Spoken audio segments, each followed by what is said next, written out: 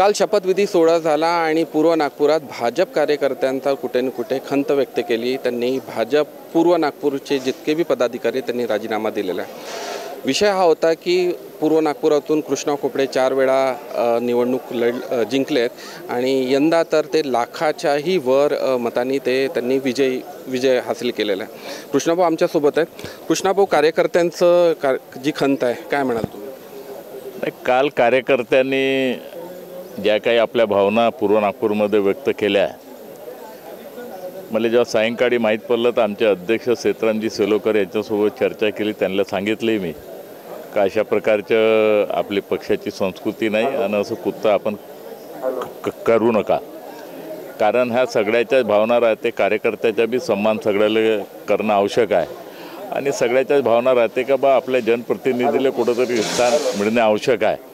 आणि म्हणून कार्यकर्त्यांनी जे दिनरात मेहनत घेतली, पूर्व नागपूरचे एकूण एक भाग त्यांनी छानून मारला आणि तुम्ही पाहिलं असेल का या विधानसभेच्या निवडणुकीमध्ये महाराष्ट्रामध्ये 6व्या नंबरवर आणि विदर्भामध्ये 1ल्या नंबरवर एवढी मोठी लीड आणि एवढं मोठं मतदान आपल्या पूर्व नागपूरच्या जनतेने केलं आहे। आणि म्हणून पूर्व नागपूर हा आम्ही काँग्रेसमुक्त केला।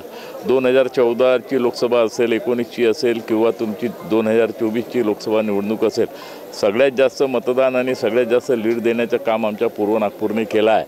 आणि पूर्व नागपूर हा असा विधानसभा क्षेत्र होता का बा पूर्व नागपूरमध्ये काँग्रेसचं 50 वर्ष राज्य होतं।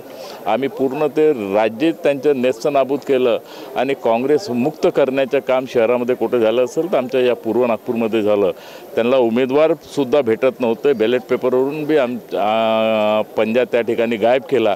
आणि म्हणून स्वाभाविक आहे का कार्यकर्त्याची भावना राहते का चौथ्यांदा आमच्या जनप्रतिनिधी निवडून आला। मी 4 वेळा महानगरपालिका मध्ये नगरसेवक बी होतो, 4 वेळा विधानसभेमध्ये बी मला संधी त्या ठिकाणी मिळाली आणि म्हणून कार्यकर्त्याच्या भावना होत्या आणि म्हणून काल त्यांना समजवण्याचं काम केलं, आज बी त्यांना समजवण्याचं काम केलं। आमचा हा पारिवारिक मामला आहे, निश्चित स्वरूपात त्याचा आम्ही हल काढून त्याच्या मार्ग निश्चित स्वरूपात निघेल। 1000च्या वर कार्यकर्त्यांनी काल पदाचा राजीनामा दिलेला आहे। तुमच्यापर्यंत त्या गोष्टी माहीत होते का तुम्हाला आणि आता तुम्ही समजूत कशी काढणार?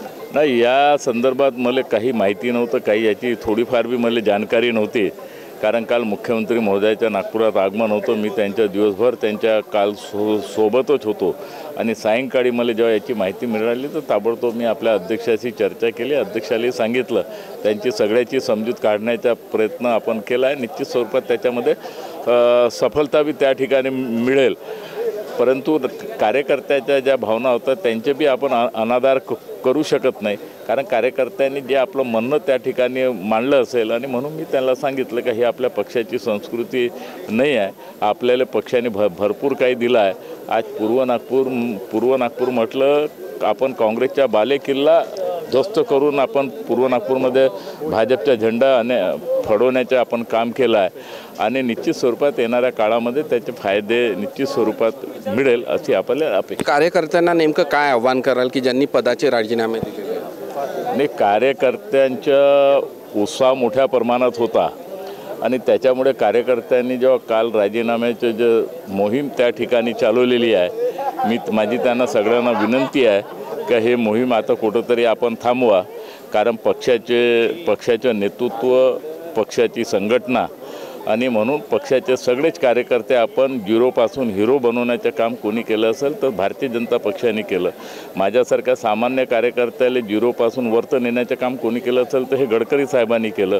मी 4 वेळा महानगरपालिका आणि 4 वेळा विधानसभेमध्ये देवेंद्र फडणवीस साहेबाच्याच माध्यमातून मी विधानसभा आणि महानगरपालिका पाहिली, त्यांच्या माध्यमातूनच मी शिकलो आणि आमच्या दोघी नेतृत्वामुळेच आपण पूर्व नागपूरचं एवढं फार मोठ्या प्रमाणात डेव्हलपमेंट आपण करू शकलो आहे। ठीक आहे, कार्यकर्त्याची भावना राहते का आपल्या जनप्रतिनिधी कुठंतरी स्थान मिळणे आवश्यक आहे आणि म्हणून त्यांच्या बी भावनाचा आम्ही कदर त्या ठिकाणी करतो आणि सगळ्या कार्यकर्त्याला सांगितलं का कोणी आता राजीनामा व्हायची हे प्रकार आहे, याच्या भानगडीमध्ये कोणी पडू नका आणि याचा मार्ग आपण बसून निश्चित स्वरूपात काढू। एक शेवटचा प्रश्न, तुम्हाला खंत आहे का की ज्या कार्यकर्त्यांची ज्या भावना आहेत, तुम्हाला खंत आहे की तुम्हाला मंत्रिमंडळामध्ये समाविष्ट करा? नाही, मले खंत नाही आहे, लेकिन कार्यकर्त्याच्या भावना राहते का बा आपल्या प्रतिनिधीला कुठंतरी स्थान मिळावं, कारण मला पक्षाने गडकरी साहेबांनी माझ्या अवकातीपेक्षा भरपूर काही दिलं. मी माझ्या परिवारामध्ये पाहिलं असेल तर दुर्बीननं बी पाहिलं तर कोणीच कुठं राजकारणामध्ये नव्हतं.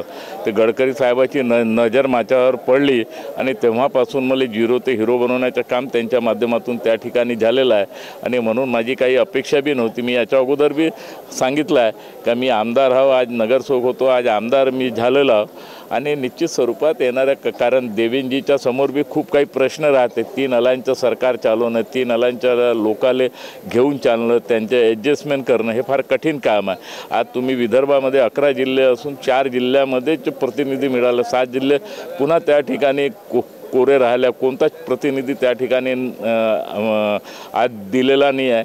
आणि म्हणून सगळ्या ठिकाणी कार्यकर्त्याच्या भावना त्या ठिकाणी राहतात आणि येणाऱ्या काळामध्ये निश्चित स्वरूपात त्याचा काही चांगला मार्ग निघेल. खूप धन्यवाद.